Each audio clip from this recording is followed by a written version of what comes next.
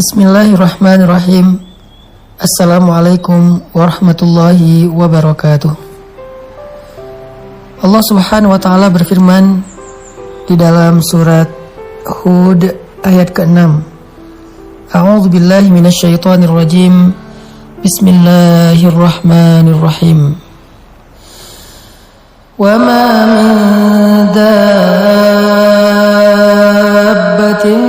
fil ardi illa 'ala Allahi rizquha wa ma min dabbatin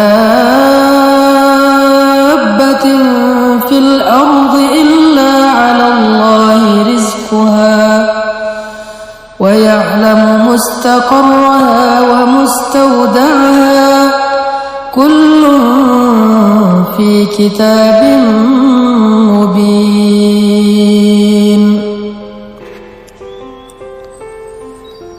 Dan tidak ada satupun makhluk yang bernyawa yang hidup di muka bumi kecuali Allah menjamin rezekinya.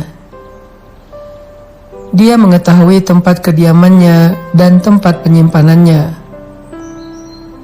Semua tertulis di dalam kitab yang nyata ataupun Lauhul Mahfuz. Shadaqallahul azim.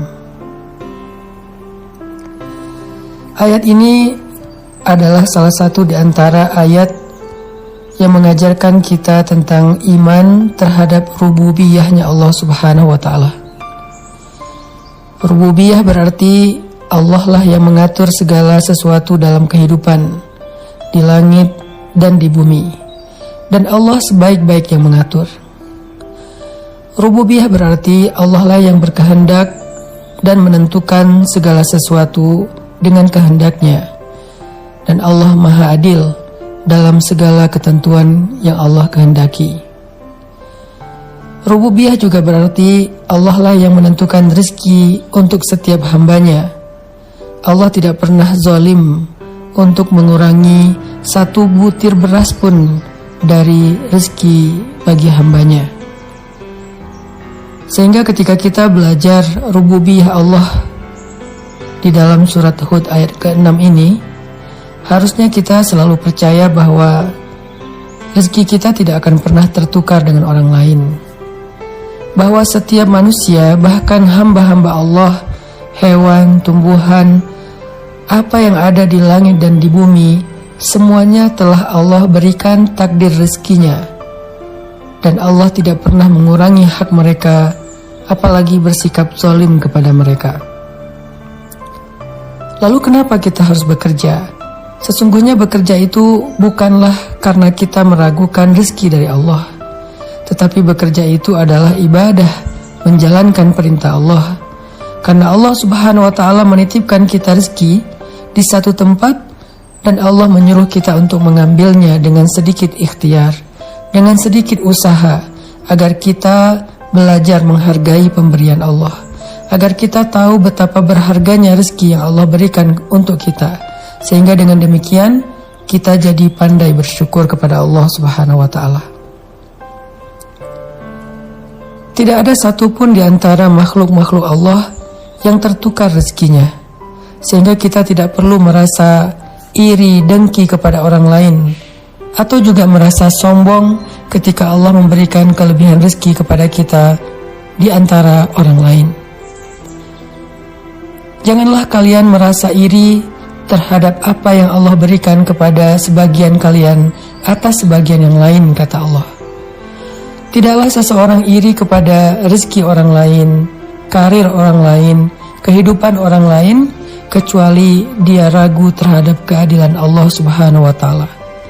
Dia ragu terhadap pengaturan Allah Subhanahu wa taala, atau dia ragu terhadap rububiyah Allah Subhanahu wa taala.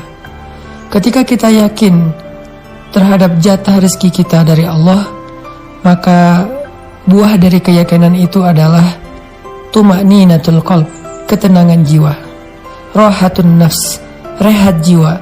Kita tidak akan merasa khawatir yang berlebihan terhadap rezeki yang sudah Allah tetapkan untuk kita. Orang yang yakin kepada rezeki yang sudah Allah takdirkan, yang sudah Allah tetapkan untuk dirinya, maka dia tidak akan melanggar Dia tidak akan mencari-cari jalan yang Allah tidak ridha untuk mendapatkan harta yang dia inginkan. Kenapa seseorang mencari harta yang haram? Kenapa seseorang curang dalam timbangan? Kenapa seseorang bersikap zalim? Kenapa seseorang berbohong dan menipu? Kenapa seseorang curang dalam jual beli dan transaksi? Kenapa seseorang korupsi? Itu semua karena mereka ragu dengan jatah rezeki yang sudah Allah tetapkan untuk diri mereka. Seandainya kita yakin bahwa Allah adalah sebaik-baik pemberi rezeki, bahwa Allah gak pernah mencurangi hak kita, bahwa Allah sebaik-baik yang mengatur, bahwa Allah sudah menyediakan bagi setiap hambanya rezeki yang halal sesuai dengan kebutuhan dia, sesuai dengan keadaan hidupnya, maka kita tidak akan mencari-cari jalan yang tidak Allah ridhoi untuk mendapatkan harta-harta yang kita inginkan. Kita akan komitmen, kita akan istiqomah mendapatkan harta yang halal, karena kita percaya yang halal itu pasti ada. Ada orang yang berkata, mencari harta yang haram saja susah, apalagi yang halal. Ini pasti wasawisus syaitan, ini pasti bisikan-bisikan syaitan. Kenapa?